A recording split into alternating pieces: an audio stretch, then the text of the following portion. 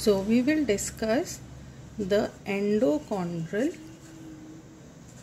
ossification. While discussing the intramembranous ossification, we have already seen that ossification is the process of bone formation which has two steps.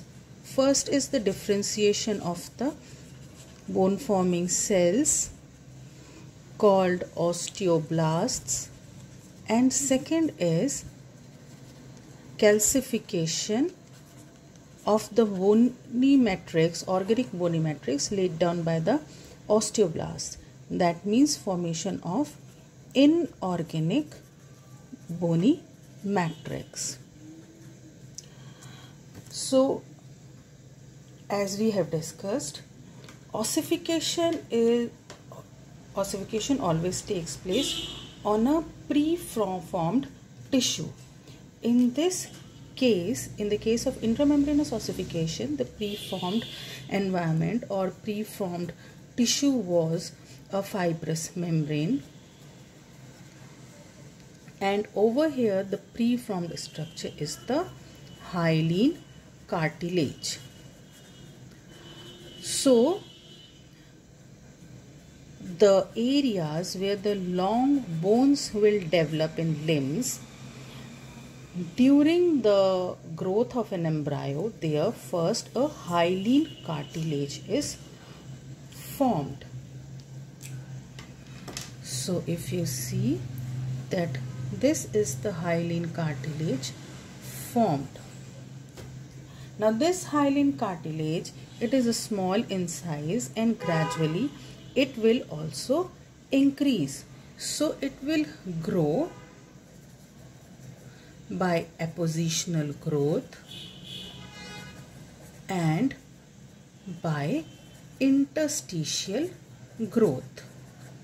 So this cartilage, which was initially small, itself will become big. And we have already learned another thing, that the cartilage cells, they get their nutrition by diffusion. So this cartilaginous model, in this cartilaginous model, the hyaline cartilage is there, which is surrounded by a membrane all around, and this membrane is called perichondrium.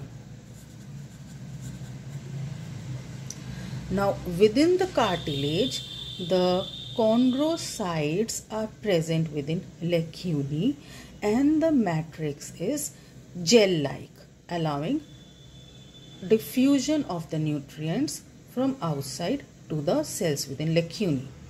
Now within the cartilage, there are different zones of cells. So from the end, if we see, there are different longitudinal zones. So from the end to the center of the cartilaginous model, from both the sides we will see there is first the zone of resting. The cells here are just dormant. Second is the zone of proliferation. So in this zone, the chondrocytes, they divide by mitosis. Third zone is the zone of maturation. That means the cartilage matrix is secreted by the bone cells in this zone 3. Fourth zone is the zone of hypermaturation. That means the chondrocytes over here, they secrete an enzyme called alkaline phosphatase. Now this alkaline phosphatase enzyme, it helps in calcification. So after this hyper maturation zone, is the zone where the calcification of the matrix takes place. So as you can see, it is almost at the center of this cartilaginous model, and calcification has taken place.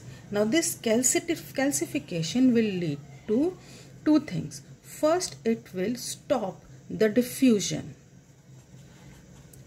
of the nutrients. So there will be death of cartilage cells. And this will lead to destruction of the cartilage matrix, which is also known as melting of the matrix. So you see, in this cartilaginous model, in almost the central position, the melting has taken place, leading to formation of some irregularly shaped spaces, empty spaces. These empty spaces are called primary areolae. So these are the spaces where no tissue is present. Now while this thing is happening, the vascular system of the body starts developing, and some blood vessels, they start approaching this cartilaginous model. Now, in presence of good blood supply and oxygen, in this area, the perichondrium will change into periosteum. So this perichondrium now changes to periosteum. So we find a collar, a circumferential collar around the bone in the central area, and that bony tissue is the periosteum. Now this periosteum around this area provides strength to the weakening cartilaginous model where the empty spaces were present. So this is called periosteal collar. Now next, through this periosteal collar, the blood vessels will start going inside this cartilaginous model. So this is the periosteum, say this is the periosteum, and a bud of the periosteum, it starts going inside the cartilaginous model towards the primary areolae. So this is periosteal bud. This periosteal bud, it has the artery and it has the cells along with it. What are the cells which move along with it? Periosteum, we know it has two layers, the outer fibrous layer and inner cellular layer. So in this cellular we have two types of cells. One are the osteoblasts and others are osteoclast. Now this osteoclast will act first. This osteoclast will destroy the calcified wall of these primary areolae, converting them into bigger empty space, which is called secondary areolae or areola. So the primary areolae are now converted into secondary areolae. That means multiple small spaces are now converted into a bigger space in the center of this developing growing model. So we say that this is the point from where the ossification will start. Who will start the ossification? The osteoblast. So first we got the osteoblast. Osteoclast have cleared the area for the function of osteoblast, and osteoblast now starts laying down the new bone tissue, which will be irregular. So these are the bony spicules laid down by the osteoblast in this area. So we can say ossification has started from the center of the model. So this central area will be known as primary center of ossification, which generally appears before birth. And ossification will now proceed in both the directions. So what do we see over here? We had 4 zones: zone of resting, zone of proliferation, zone of maturation, zone of hypermaturation, and from here we get the zone of ossification, that is primary center of ossification.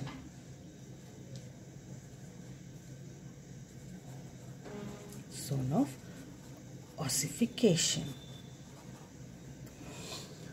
So now the ossification has started from the central part and is proceeding in all the directions, especially towards the ends. Bones only grow by appositional growth, unlike the cartilage. Now what happens? What do we first get? We get the irregular piece of bone. This irregular bone will then be converted into cancellous bone. So it will have trabeculae, which will be filled with the bone marrow. Bone marrow comes via this newly developing blood vessels.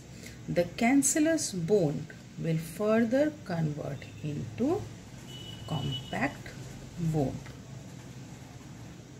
So how do we get the cancellous bone and the compact bone? By a process called bone remodeling. So the irregular bone has formed. Now what the osteoclast will do? Osteoclast will first come into action. They will again destroy the irregular unwanted part of the bones, and osteoblast will keep on laying down the new bone tissue. So first the irregular bone is non-laminated bone, then we start getting the lamellated bone, which is our cancellous bone. It further becomes the compact bone by balanced action between these two cells, and the process is called bone remodeling. Right? Next, now what do we see? We see that this cartilage has started becoming ossified. That means the bone is being formed, but the portions at the ends still remain cartilaginous. What cartilage? Hyaline cartilage. And in the center we have this medullary cavity containing bone marrow, and around it we have this thin plate of bone, which is compact bone. The growth is still increasing. So the bony part is increasing by appositional growth, and cartilaginous part is still growing by appositional as well as interstitial growth. Now after birth, what will happen? After birth, the new blood vessels, they will enter the ends of this cartilaginous model, which is called epiphysis, right? So in this epiphysis, again the cartilage cells, they are arranged in 4 zones: resting zone to the zone of hypermaturation. So this zone of hypermaturation is then calcified, and again there is melting, and again the ossification starts over here. So these points where the ossification starts in epiphysis are called as secondary centers of ossification. So what do we see? We see that the central part is bony, surrounded by the periosteum, and the ends are still cartilaginous, which now again start becoming bony by the process of ossification, which generally takes place after birth. So ultimately what we are left with? We are left with bony plates between the diaphysis, cartilaginous plates between the diaphysis and the epiphysis, and cartilaginous plate at the ends of the epiphysis. So it has also become bony, but this bone is the cancellous bone. It doesn't convert into the compact bone. The epiphyseal cartilage remains over here, and articular cartilage now covers the ends. So you can say the diaphysis increases in length, or the increase in length of the diaphysis is regulated by epiphyseal cartilage, whereas the growth of the epiphysis is regulated by the articular cartilage. Right? Now, after the bone attains the adult size, the epiphyseal cartilage gradually starts decreasing in size, and ultimately it disappears, leaving only a line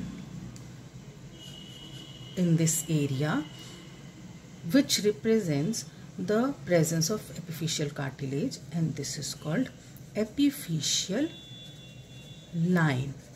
Now in some bones like humerus, you know it as morphological neck or the developmental neck, but articular cartilage never ossifies.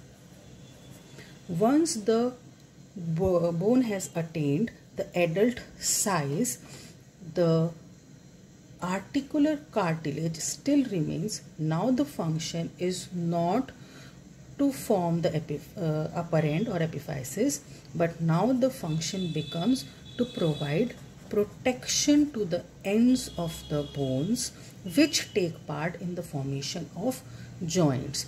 Thus, the articular cartilage then prevents the wear and tear of the articular surface of the long bones.